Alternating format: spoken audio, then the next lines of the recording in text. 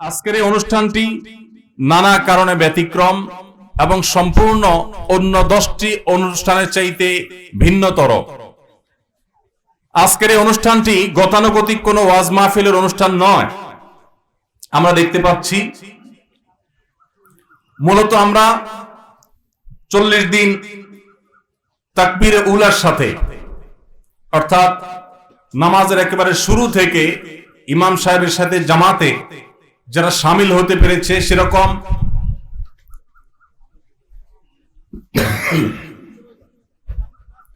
সেরকম বেশ কিছু তরুণকে, বেশ কিছু সম্ভাবনাময়ী যুবককে আজকে পুরস্কার বিতরণ করা হবে এবং সেটিকে কেন্দ্র করে আজকের এই আয়োজন।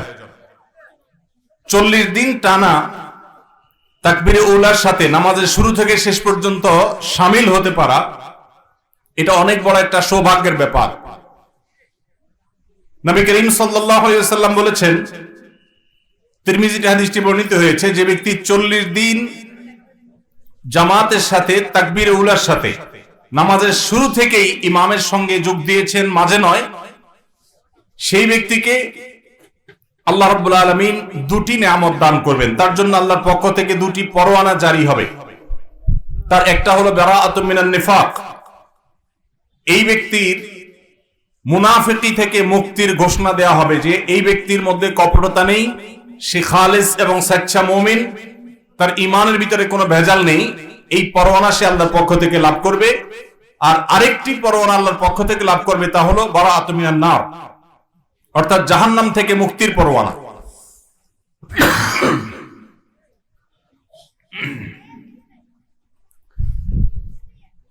একজন মুসলমানের জীবনে এই 2টি প্রাপ্তি, এর চাইতে বড় কোনো প্রাপ্তির বিষয় আর হতে পারে না।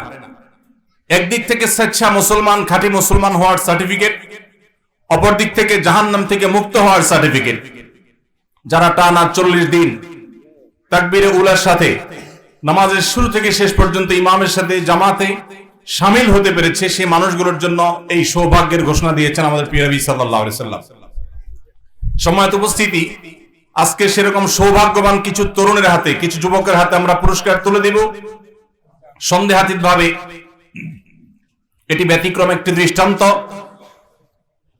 অসাধারণ এবং অনুসরণীয় একটি উদ্যোগ।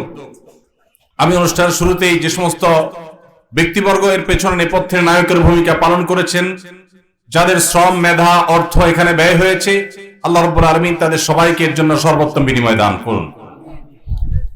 যে যুবক টানা 40 দিন জামাতের সাথে নামাজ পড়তে পারবে, সেই যুবক যে একজন পরিশ্রমী, তার মধ্যে যে নিয়মানুবর্তিতা রয়েছে, তার মধ্যে যে কোনো কাজে লেগে থাকার মানসিকতা রয়েছে, তার যে সময় জ্ঞান রয়েছে, তার যে আরো অনেক কোয়ালিটি রয়েছে, এই 40 দিন জামাতের সাথে তাকবীরে উলার সাথে নামাজে শামিল হওয়ার মধ্য দিয়ে সেটি সে প্রমাণ করতে পারে।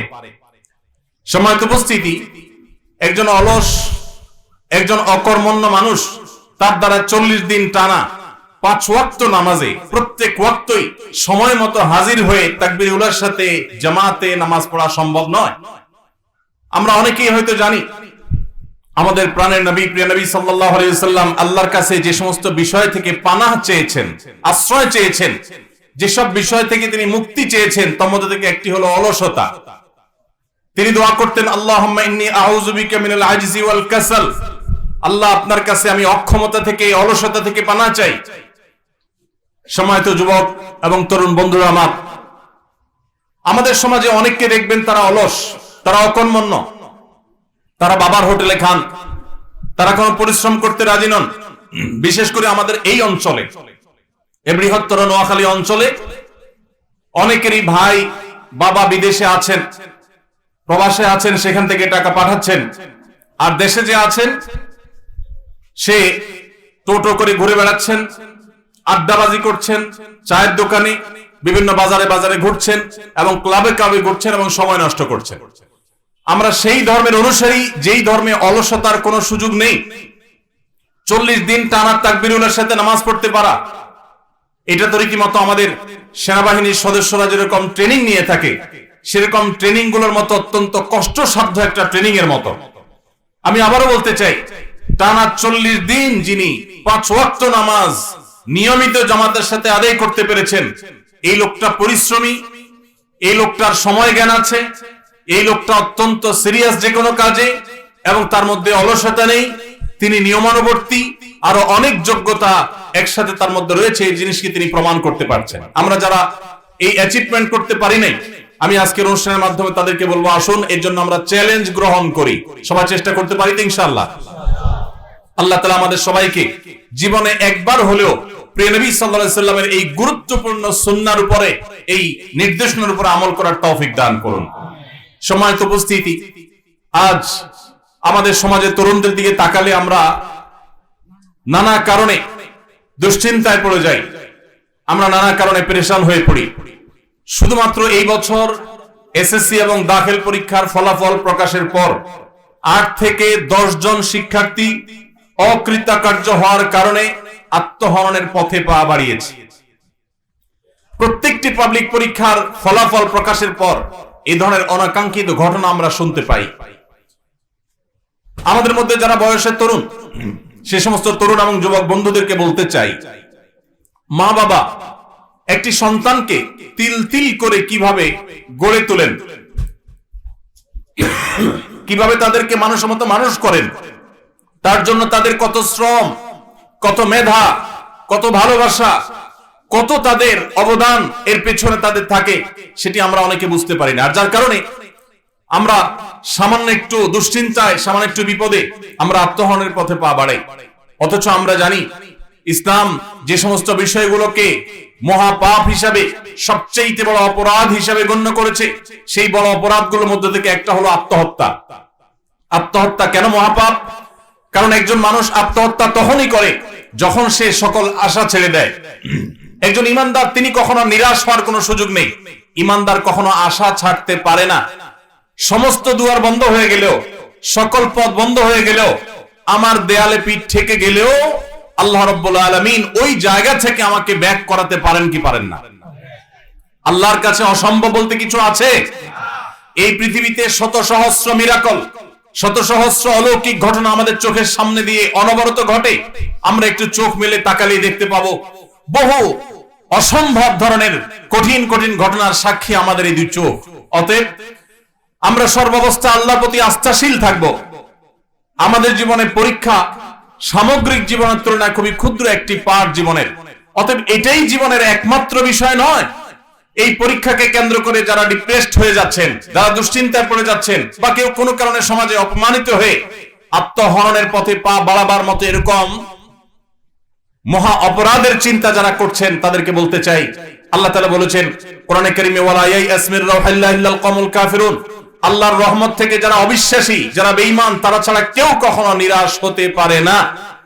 যাদের আল্লাহর প্রতি বিশ্বাস নেই তারা আশা ছেড়ে দিতে পারে, কিন্তু আপনি আমি যারা আল্লাহর প্রতি বিশ্বাস করি, আমরা ভরসা করব আল্লাহর প্রতি যে আমার দেয়ালে পিঠ ঠেকে গেছে, একটা বিপদ হয়েছে, আরেকটা সুদিন আমার আসবে, একটি সমস্যা হয়েছে, বহু সুবিধা আমার জীবনে আসবে। আল্লাহ বলেছেন ইন্নামা আল উসরি ইসরা, নিশ্চয়ই কষ্টের সাথেই মানুষের সুখ রয়েছে, দুঃখের সাথেই সুখ রয়েছে, মানুষের বিপদের সাথেই মানুষের বিপদ মুক্তির উপায়ও রয়েছে। এজন্য একজন ইমানদার কখনো ডিপ্রেশনে পড়তে পারে না। সময়ত উপস্থিতি, আজ আমাদের তরুণ প্রজন্মের সামনে শত সহস্র বাধা রয়েছে। এর মধ্যে সবচেয়ে বড় বাধা হলো মাদকের বাধা। আজ আমি কয়েকটি মাদকের কথা আপনাদের সঙ্গে শেয়ার করতে চাই, যে মাদকগুলো আমাদের তরুণদেরকে ধ্বংস করে দিচ্ছে, যে মাদকগুলো আমাদের ক্যারিয়ার ধ্বংস করছে, যে মাদক আমাদের পরিবারগুলোকে ভেঙে খান খান করে দিচ্ছে, যে মাদকতা আমাদের সমাজকে নষ্টের শেষ জায়গায় পৌঁছে দিচ্ছে, অতল তলে হারিয়ে দিচ্ছে। সেই মাদকগুলোর মধ্যে থেকে সর্বপ্রথম এবং প্রধান হলো খোঁজ যে মাদক দ্রব্য আছে সেগুলো। আজ মাদক দ্রব্য আমাদের অনেক ভালো এবং সম্ভ্রান্ত পরিবারের ছেলেদেরকে, মেয়েদেরকে ধ্বংসের দ্বার প্রান্তে নিয়ে যাচ্ছে। বহু বাবা মায়ের চোখের পানি পড়ছে, বহু সন্তানের জীবন ধ্বংস হচ্ছে। কিন্তু এর শুরু যখন হয় তখন আমরা অনেকে টের পাই না। বিশেষ করে যারা বয়সের তরুণ, তাদেরকে বলতে চাই, কেন ইসলাম বলেছে অসৎ সঙ্গে সর্বনাশ? কেন আল্লাহ সুবহানাহু ওয়া তাআলা কোরআনে নির্দেশ করেছেন ইয়া আইয়ুহাল্লাযীনা আমানুত্তাকুল্লাহ ওয়া কুনু মা'আস সাদিকিন, হে ঈমানদারেরা, হে মুসলিম সদস্যরা, তোমরা সব সময় আল্লাহর তাকওয়া অবলম্বন করবে, আর এটার জন্য সত্যবাদী, ভালো, নিষ্ঠাবান এবং খালিস ভালো মানুষদের সান্নিধ্য এবং তাদের সংস্রব গ্রহণ করবে। আমরা যারা বয়সে তরুণ, আমরা লক্ষ্য রাখবো আমরা কাদের সাথে মিশছি।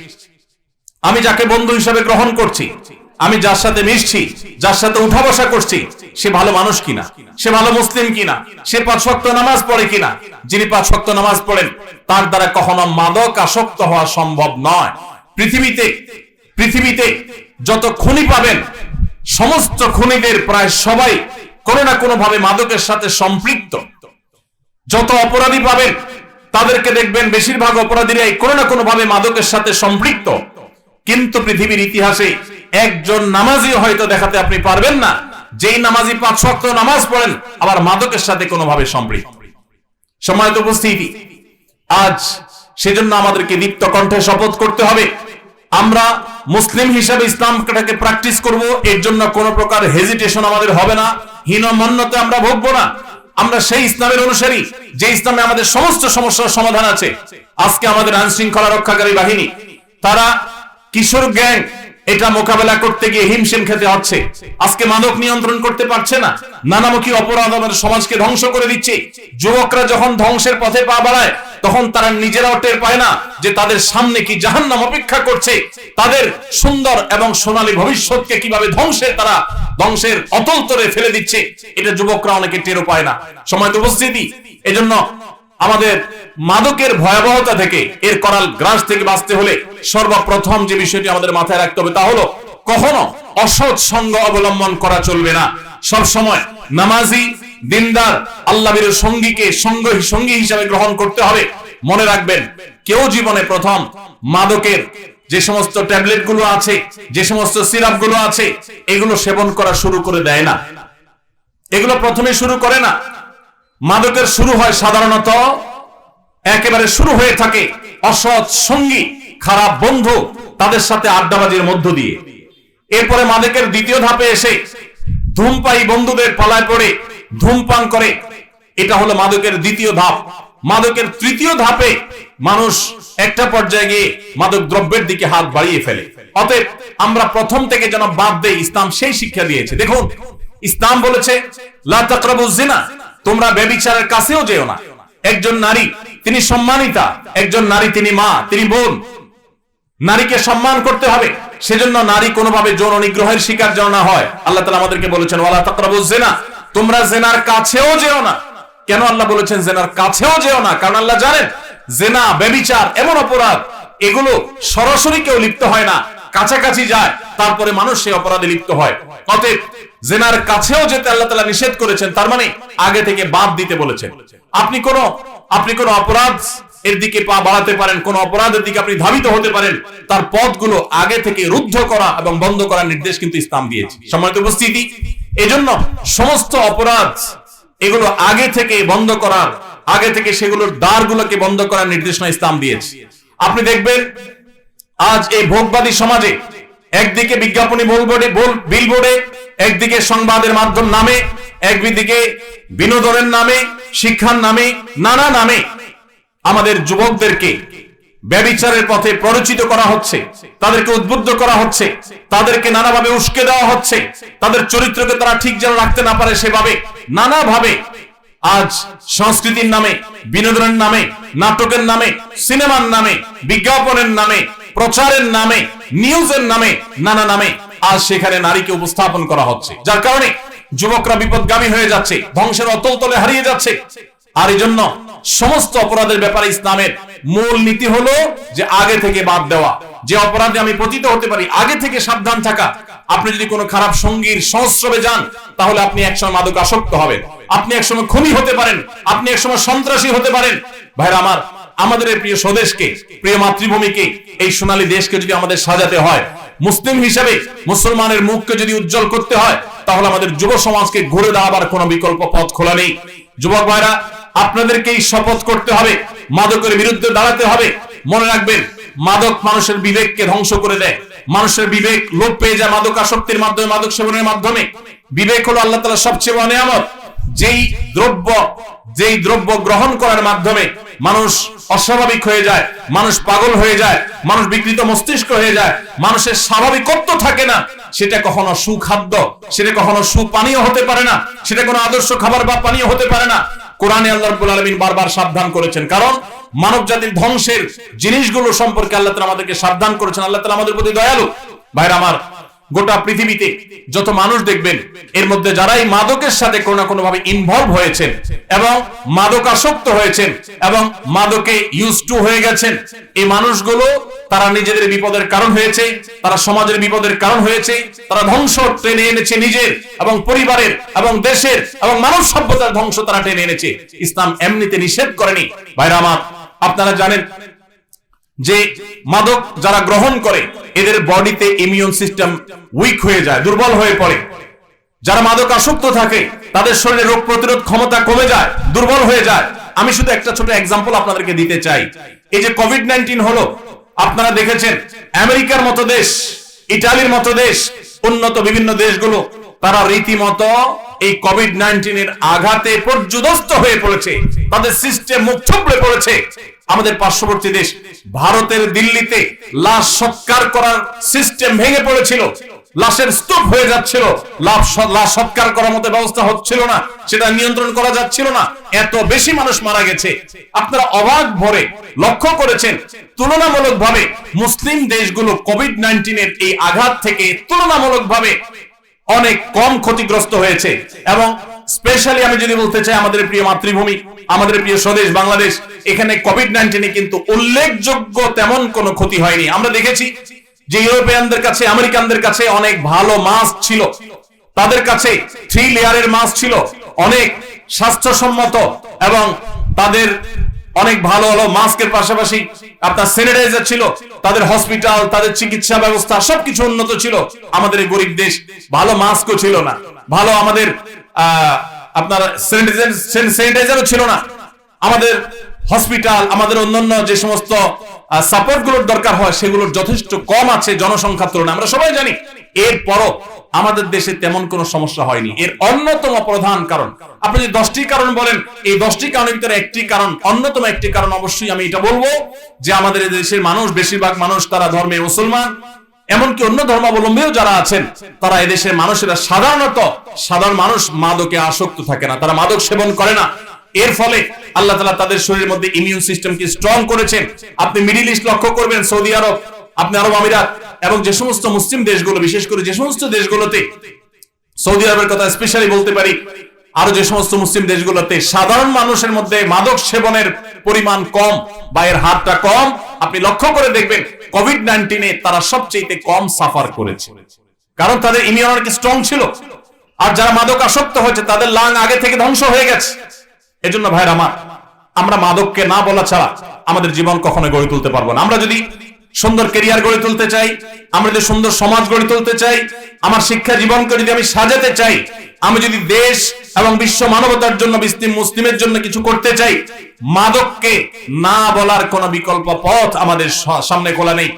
ছাত্র জীবন থেকে, তরুণ বয়স থেকে মাদকের দিকে হাত বাড়িয়েছে আর মানুষের মতো মানুষ হতে পেরেছে এরকম একজন দৃষ্টান্ত আমরা দেখাতে পারবো না। এই জন্য আমরা মাদকের বিরুদ্ধে সবাই না বলবো তো ইনশাআল্লাহ। এই সমাজে যৌতুক ছিল ঘরে ঘরে, জনে জনে, প্রত্যেকটা পরিবারে যৌতুকের চর্চা ছিল। আজ আনন্দের সঙ্গে আমরা বলতে পারি যৌতুককে আমরা এই সমাজ থেকে ঝেঁটিয়ে বিদায় করেছি। যৌতুক এখন আমাদের সমাজে রীতিমতো একটা দোষের ব্যাপার এবং এটার পেছনে সবচেয়ে বেশি অবদান আমাদের প্রশাসন, আইন শৃঙ্খলা রক্ষাকারী বাহিনীদের পাশাপাশি, সে সমস্ত ভাইদের পাশাপাশি সবচেয়ে বেশি অবদান রেখেছেন আলেম সমাজ। মসজিদের মিম্বর থেকে, ওয়াজ মাহফিলের মঞ্চ থেকে যৌতুকের বিরুদ্ধে তারা স্লোগান তুলেছেন। আজকে আমার সফর সঙ্গী গাড়ি চালক, তাকে আমি রসিকতা করে জিজ্ঞেস করলাম যে আম কাঁঠালের সিজন চলছে, তোমার শ্বশুর বাড়ি থেকে যৌতুক হিসেবে আম কাঁঠাল পাও নাই? তো সে আমাকে হেসে উঠে বলল, আমার মাকে পরিষ্কার করে বলে দিয়েছি যে কোন অবস্থাতে শ্বশুর বাড়ি থেকে যেন এই মৌসুমী ফল আমাদের বাসায় না আসে, কোন অবস্থাতে যেন না আসে, সেজন্য আসে নাই। আমি খুব আনন্দিত হয়েছি, আল্লাহর কাছে শুকরিয়া আদায় করেছি যে আমাদের সমাজের সর্বস্তরের মানুষ যৌতুক যে অপরাধ এই জিনিসটি তারা বুঝতে শিখেছে। ঠিক একইভাবে আমাদের যে সমস্ত তরুণ বন্ধুরা মাদকের দিকে চলে যায়, তাদেরকে বাঁচাবার জন্য আমাদেরকে উদ্যোগ গ্রহণ করতে হবে। তবে এই ক্ষেত্রে আমি অবশ্যই বলতে চাই, এই ক্ষেত্রে আমাদের মূল ভূমিকা রাখতে হবে আইন শৃঙ্খলা রক্ষাকারী ভাইদেরকে, আমাদের বিজিবি সহ বিভিন্ন বাহিনী যারা বর্ডার হয়ে আমাদের বিভিন্ন পার্শ্ববর্তী দেশ থেকে, সেটা বার্মা থেকে হোক আর ভারত থেকে হোক, যে সমস্ত মাদক দ্রব্য আসে, এই রাস্তাটাকে যদি একেবারে খুব স্ট্রংলি বন্ধ করে দেওয়া হয়, তাহলে মাদকের এই করাল থাবা থেকে আমরা অনেকেই বেঁচে যাব। অনেক পরিবার হাহাকার থেকে বেঁচে যাবে। কত নারী আমাদের অফিসে আসেন, চোখের পানি ফেলেন। অনেক উচ্চপদস্থ কর্মকর্তা, অনেক প্রতিষ্ঠিত ব্যবসায়ী, সমাজের মান্যগণ্য ব্যক্তি শুধুমাত্র মাদকে আসক্ত হওয়ার পর তার সোনালী সংসার ভেঙে খান খান হয়ে গেছে, তার পরিবার ধ্বংস হয়ে গেছে, তার ব্যবসা শেষ হয়ে গেছে, তার ক্যারিয়ার শেষ হয়ে গেছে। আপনি আমেরিকাতে, ইউরোপে কয়েকদিন পরপরই শুনবেন যে তাদের বিদ্যালয়ে, পার্টি সেন্টারে, কোন শপিং মলে আততায়ীর গুলিতে অনেক মানুষ মারা গেছে, অনেক মানুষকে খুন করা হয়েছে। এরকম যতগুলো ঘটনা আপনি দেখবেন, সমস্ত ঘটনার পেছনে আপনি সন্দেহাতীত ভাবে মাদকের যোগসূত্র খুঁজে পাবেন। এরা সবাই মাদকে আসক্ত হয়, তারপরে তারা এই ভয়াবহ কর্মকাণ্ড চালায়। এই জন্য এটাকে সমস্ত অপরাধের মূল এবং মা বলা হয়েছে ইসলামে। এজন্য মাদকের বিরুদ্ধে আমাদের যুদ্ধের ঘোষণা দিতে হবে। আমরা সবাই প্রস্তুত আছি তো ইনশাআল্লাহ? আল্লাহ আমাদের যাদেরকে নিরাপদ রেখেছে, বিশেষ করে আমি তরুণ বন্ধুদেরকে বলতে চাই, আপনাদেরকে শপথ করতে হবে যে আমি কোনো খারাপ বন্ধুর পাল্লায় পড়বো না, আমি কোনো খারাপ বন্ধুর সাথে চলবো না। আমার যে বন্ধু রাস্তায় দাঁড়িয়ে আরেকটি মেয়েকে টিজ করে, আমার যে বন্ধু রাস্তায় দাঁড়িয়ে আরেকটি মেয়েকে নিয়ে টিটকারি করে, রসিকতা করে, তার ব্যক্তিত্ব নষ্ট করে, ক্ষুণ্ণ করে, কোনোভাবে তাকে হ্যারাসমেন্ট করে, মুখে উত্তক্ত করে, সোশ্যাল মিডিয়াতে উত্তক্ত করে, ইনবক্সে উত্তক্ত করে, সে আমার কখনো বন্ধু হতে পারে না, সে আমার শত্রু। এই বন্ধুকে যদি আপনি বন্ধু হিসেবে গ্রহণ করেন, মনে রাখবেন কোরআনে কারিমে আল্লাহ তাআলা বলেছেন কিয়ামতের ময়দানে মানুষ হাত কামড়াবে, ইয়াউমা ইয়াউদ্দু যালিমু আলা ইয়াদাইহি, দুই হাত কামড়াবে মানুষ আফসোস এবং আক্ষেপে, এবং বলবে, মানুষ কেঁদে কেঁদে আফসোস করে দুই হাত কামড়াতে কামড়াতে বলবে যে লাইতানি ইত্তাখাযতু মা'আর রাসূলি সাবিলা, আক্ষেপ, যদি আমি রাসূলের কথা শুনতাম, আমি যদি রাসূলের পথ গ্রহণ করতাম, আমি যদি অমুক বন্ধুর বন্ধুতা, তার সঙ্গ, তার সংস্রব এটা যদি আমি গ্রহণ না করতাম, অবলম্বন না করতাম, তাহলে আমি আজ এই বিপদগামিতার পথে, এই ধ্বংসের পথে, এই জাহান্নামের পথে আমাকে আসতে হতো না। এজন্য ভাইরা আমার, সকল ধ্বংসের মূল হলো, শুরু হলো এই অসৎসঙ্গ থেকে। আপনার স্কুলে, আপনার কলেজে, সব জায়গায় রুচিবান বন্ধুদেরকে আপনি গ্রহণ করবেন। রুচিবান, যে সমস্ত বন্ধু অন্য মেয়েকে দেখে টিজ করে, তাদের ছবি দেখে বাজে কল্পনা জল্পনা করে, মন্তব্য করে, অশ্লীল উক্তি করে, সেটা বিভিন্ন ভাবে হোক, তাকে হ্যারাসমেন্ট করে হোক, তার অগোচরে হোক, যেভাবেই হোক না কেন, এই বন্ধু আপনাকে এড়িয়ে চলতে হবে। এই বন্ধুই আপনাকে মাদকের দিকে নিয়ে যাবে, আপনি টেরও পাবেন না। যারা মাদকে আসক্ত হয়, কেউ ইচ্ছাকৃত জেনে শুনে, এর পরিণাম জেনে ঠান্ডা মাথায় একজন মানুষ মাদকে আসক্ত হয় না। মাদকের পথে পা বাড়াবার শুরুতে যে ধ্বংসটা হয়ে যায়, এটা বুঝতে তার অনেক সময় লাগে, ততক্ষণে আর ফেরার সুযোগ থাকে না। এজন্য আমরা অসৎ সঙ্গী ত্যাগ করবো তো ইনশাআল্লাহ। কোন বেনামাজি আমার বন্ধু হতে পারে না, কোন মেয়েদের টিজকারী উত্ত্যক্তকারী আমার বন্ধু হতে, এরকম বন্ধু দেখলে ওইরকম বন্ধু থেকে আমি বেরিয়ে আসবো, আমি সৎসঙ্গ অবলম্বন করব। তাহলে দেখবেন আপনার সামনে সোনালী ভবিষ্যৎ অপেক্ষা করবে, আপনি সুন্দর জীবন করতে পারবেন। ভাইরা আমার, মাদকের মতো এরকম বিষয় যেটা নিয়ে আমাদের ঘন্টা ঘন্টা কথা বলা দরকার, কিন্তু আমাদের হাতে সময় নেই। মাদকের পাশাপাশি আরেকটি মাদকতার কথা বলতে চাই। আমি কয়েকটি মাদকের কথা বলতে পারি, যে কয়েকটি মাদক আমাদের যুব সমাজকে ধ্বংস করে দিচ্ছে। এর মধ্যে একটা হলো মাদক দ্রব্য, যেটা বিভিন্ন ভাবে আমাদের শরীরে অনেকে গ্রহণ করে থাকেন। আর দ্বিতীয় মাদক হলো মোবাইলের মাদক, স্মার্টফোনের মাদক। আমাদের তরুণদেরকে ধ্বংস করছে এই মাদক। আমি প্রায় বলার চেষ্টা করি, দেখুন, দুনিয়াতে এই মোবাইলের ভার বহন করা যত সহজ, কিয়ামতের ময়দানে এর দায়ভার বহন করা এত সহজ হবে না। এই মোবাইল থেকে আপনি যত অপকর্ম করতে পারেন, আজকের পৃথিবীতে অন্য কোন ডিভাইস থেকে এত বেশি অপকর্ম করা সম্ভব নয়।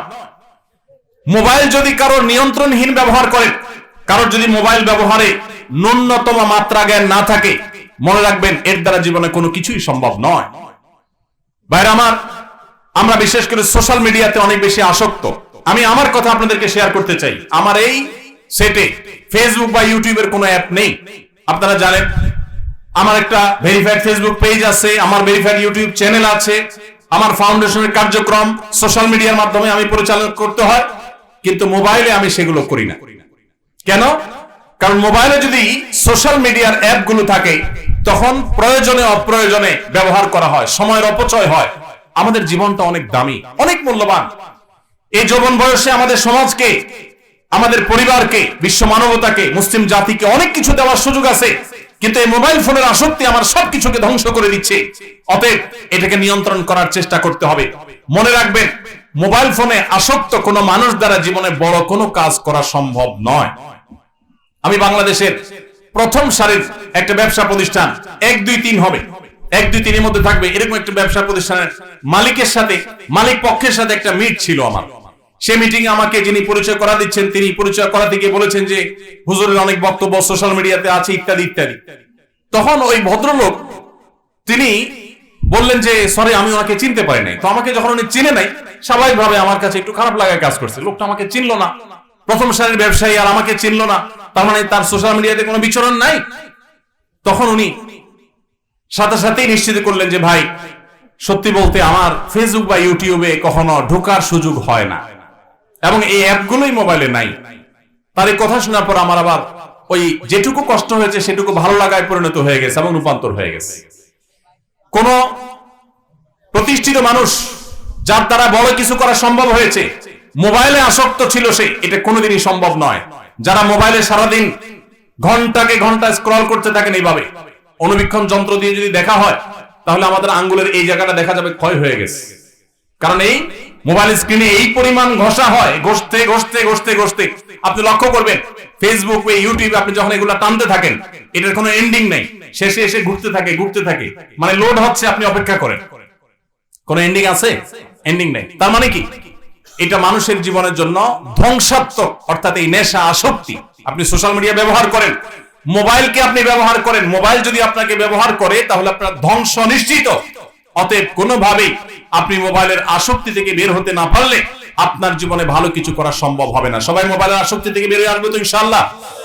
এই জন্য প্রথমত যারা ছাত্র মানুষ তারা সাধারণত বাটন ফোন খুব বেশি দরকার হলে ব্যবহার করবেন, স্মার্টফোনে যাবেন না।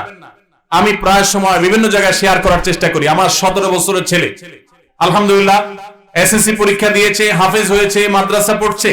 আমার এই ছেলে, তার কোনো ফোন নাই, কোচিং এ যায়, পড়তে যায়, তার কোনো ফোনের প্রয়োজন হয় না। অতি সম্প্রতি একটা বাটন ফোন তাকে দেওয়া হয়েছে সীমিত সময়ের জন্য, এবং এটাতে সে হ্যাপি। এমন না যে তার মনে কষ্ট আছে, সে নিজেই চায় না তার কোনো ফোন থাকুক, কারণ এই ফোন আমাদের সোনালী জীবনকে ধ্বংস করে দিবে। ভাইরা, আমাদের এই শক্ত সিদ্ধান্ত গ্রহণ করতে হবে, বাটন ফোনে চলে আসতে হবে। আপনি যদি 6 মাস বাটন ফোনে চলে আসতে পারেন, দেখবেন ওই আসক্তি থেকে বাঁচা আপনার জন্য সহজ হয়েছে। এবং যদি সম্ভব হয় আপনি মোবাইলটা হয় বিক্রি করে ফেলেন, না হয় জমা দেন। কিছুদিনের জন্য কষ্ট হবে, এরপর দেখবেন আপনি অত্যন্ত সুন্দর একটা জীবন যাপন করছেন। সবাই চেষ্টা করতে পারি তো ইনশাআল্লাহ। আল্লাহ তাআলা আমাদেরকে মোবাইলের মাদকতা থেকে বেঁচে থাকার তৌফিক দান করুন, সোশ্যাল মিডিয়ার মাদকতা থেকে বেঁচে থাকার তৌফিক দান করুন। ভাইরা আমার, তৃতীয় মাদকতা হলো আমাদের যৌবনের যে উচ্ছলতা। এই উচ্ছলতার ফলে অনেকে আমরা মেয়েদের প্রতি আসক্ত হয়ে তাদের সাথে অবৈধ সম্পর্কে লিপ্ত হয়ে যাই। বিশেষ করে পশ্চিমা সভ্যতার যে থাবা, এই থাবা মিডিয়ার মাধ্যমে, নাটকের মাধ্যমে, সিনেমার মাধ্যমে, নানা মাধ্যমে আমাদের সমাজে ছেয়ে গেছে, যার কারণে আমাদের তরুণদের চরিত্র ধ্বংসের দ্বারপ্রান্তে চলে গেছে।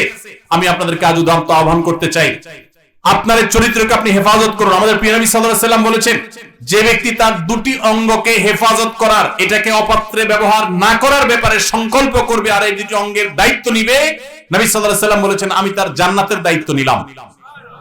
তার একটি হলো ঠোঁট, মুখ। এই মুখ দিয়ে সে কখনো মাদক গ্রহণ করবে না, মুখ দিয়ে মিথ্যা বলবে না, মুখ দিয়ে গালমন্দ করবে না, মুখ দিয়ে মন্দ কথা বলবে না, গায়ের জোর খাটাবে না, মাস্তানি খাটাবে না, গুন্ডামি করবে না, অপরাধ করবে না, বেয়াদবি করবে না, এই মুখ দিয়ে কোনো অন্যায় করবে না। এবং সে তার লজ্জাস্থানকে যদি কন্ট্রোল করতে পারে, তার ইজ্জতকে, সম্ভ্রমকে যদি সে নিয়ন্ত্রণ করতে পারে, বৈধ বিবাহের আগ পর্যন্ত সে হারাম কোন রিলেশন, অবৈধ প্রেম, অবৈধ ভালোবাসার পথে যদি সে না পা বাড়ায়, এই ব্যক্তিকে নবী করিম সাল্লাল্লাহু আলাইহি ওয়াসাল্লাম জান্নাতের গ্যারান্টি নেওয়ার কথা বলেছেন। অতএব এই মাদকতা থেকেও আমাদেরকে মুক্ত হতে হবে। এটি ছাড়া আমরা কখনো আদর্শ মুসলমান হতে পারবো না। আল্লাহ তাআলা আমাদের সবাইকে সব ধরনের মাদকতা থেকে, সব ধরনের ভয়াবহ থাবা থেকে, সব ধরনের এডিকশন থেকে, সব ধরনের আসক্তি থেকে আমাদের যুব সমাজকে বেঁচে থাকার তৌফিক দান করুন। আমরা সবাই মাদক থেকে দূরে থাকার চেষ্টা করবো তো ইনশাআল্লাহ। মনে রাখবেন, 5 ওয়াক্ত নামাজে যদি আপনি অভ্যস্ত হন, সৎ সঙ্গী যদি আপনি অবলম্বন করেন, মোবাইল ফোনের নেশা থেকে যদি আপনি বেঁচে থাকতে পারেন, তাহলে এই 3টি কাজ আপনার ক্যারিয়ারকে সুন্দর করবে, আপনার পারিবারিক বন্ধনকে মজবুত করবে, আপনার ভবিষ্যৎকে উজ্জ্বল করবে এবং আপনাকে ভালো মানুষ হতে সাহায্য করবে। আপনি আদর্শ যুবক হতে পারবেন, আপনি সফল মানুষ হতে পারবেন। মনে রাখবেন, আমার ডানে বামে যারা বসে আছেন তারা অনেকেই আপন আপন জায়গায় তাদের ক্যারিয়ারে তারা সফল মানুষ। আপনি লক্ষ্য করে দেখবেন, তাদের সাথে কথা বলে দেখেন, ছাত্র জীবনে তারা কেউ, তখন তো স্মার্টফোন আবিষ্কার হয়নি বা স্মার্টফোনের ব্যবহার ছিল না সেভাবে, তারা কেউ কিন্তু এ জাতীয় কোনো বিষয়ে আসক্ত ছিলেন না। ছাত্র জীবনে যারা এই সমস্ত বিষয়ে, আমি যে কয়েকটা মাদকের কথা বললাম, এই সমস্ত মাদকতায় যারা আসক্ত থাকেন, এদের দ্বারা জীবনে কোনো কিছুই করা সম্ভব হয় না। তাদের দুনিয়া ধ্বংস, আখিরাতে ধ্বংস। একটা সময় আফসোস করে তখন আর ব্যাক করার, পেছনে আসার কোনো সুযোগ থাকে না। আপনি যত সফল মানুষ দেখবেন, তারা পড়াশোনা করেছেন ছাত্র জীবনে মনোযোগ দিয়ে, সামাজিক কাজ করেছেন। আপনারা যুবক, এটি একটা যুব কল্যাণ সংঘ, রেজাকপুর মানব কল্যাণ যুব সংঘ। আপনাদেরকে আমি বলতে চাই, মানুষের কল্যাণে কাজ করেন। আপনারা দেখেন, আজকে আমাদের আসুন্নাহ ফাউন্ডেশন থেকে আমরা কোটি কোটি টাকা চ্যারিটি করছি সারা দেশে, সারা দেশের প্রান্তে প্রান্তরে। আপনারা অনেকে হয়তো জানেন না, আমি ছাত্র জীবন থেকে, আমি খুব ছোট থাকতে আমি মানব সমাজমূলক নানামুখী কাজ করার চেষ্টা করতাম।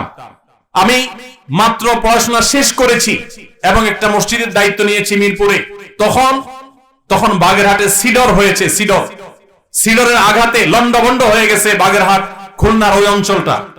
এক ট্রাক কাপড় চোপড়, পুরাতন কাপড় চোপড় ঢাকার মিরপুর এলাকার মানুষের ঘরে ঘরে গিয়ে তাদের কাছ থেকে কালেকশন করে 1,16,000 টাকা একটা বান্ডেল নিয়ে, মসজিদ কমিটির দায়িত্বশীলদেরকে সাথে নিয়ে আমি সশরীরে সিডর এলাকায় গিয়েছি। সেখানে একাধিক মসজিদ নির্মাণ করেছি ভিন্ন উদ্যোগে। আর এই টাকাগুলো আমরা এবং এই কাপড় চোপড়গুলো সেখানে বিতরণ করেছি, খাদ্য বিতরণ করার চেষ্টা করেছি। ভাইরা আমার, আপনারা যারা বয়সে তরুণ, আপনাদেরকে আমি বলবো, আপনার রাস্তাঘাট কালভার্ট যদি ভেঙে যায়, স্ব উদ্যোগে স্বেচ্ছাসেবা দিয়ে, নিজের শ্রম দিয়ে সেটাকে ঠিক করার জন্য, মেরামত করার জন্য আপনারা উদ্যোগ নেন। আপনারা গরিব মানুষ, সবাই মানুষ কারা আছে তাদের অভাব দূর করবার জন্য উদ্যোগ নেন। এই যে কোরবানির ঈদ আসছে, কারা গরিব মানুষ তাদের বাসায় কোরবানি হচ্ছে না, তাদের বাসায় কোরবানি গোশত পৌঁছে দেওয়ার জন্য উদ্যোগ গ্রহণ করেন। আপনারা যখন এরকম সমাজমুখী উদ্যোগ গ্রহণ করবেন, মাদক এবং এই জাতীয় যে সমস্ত অভিশাপ আমাদের সমাজকে চোখ রাঙাচ্ছে, কিশোর গ্যাংয়ের যে অপরাধ চক্র আমাদেরকে চোখ রাঙাচ্ছে, ইনশাআল্লাহ এই অপরাধ ধুয়ে মুছে আমাদের সমাজ থেকে পরিষ্কার হয়ে যাবে। অতএব আপনারা সবাই এই মানবিক এবং সামাজিক কাজগুলো করতে প্রস্তুত আছেন তো ইনশাআল্লাহ? আল্লাহ তাআলা আমাদের সবাইকে মাদককে না বলে কোরআনের পথে, সুন্নাহর পথে, ইসলামের পথে আসার তৌফিক দান করুন। 5 ওয়াক্ত নামাজ সবাই জামাতের সাথে পড়বেন তো ইনশাআল্লাহ? সকল প্রকার খারাপ বন্ধু আজকেই আপনার লিস্ট থেকে ডিলিট করে দিবেন, ঠিক আছে তো ইনশাআল্লাহ? এবং তাতে যত কষ্ট হয় হোক, এক সময় দেখবেন আপনি এটার জন্য অনেক বেশি আনন্দিত হবেন। আল্লাহ তাআলা আমাদের সবাইকে আমলের তৌফিক দান করুন।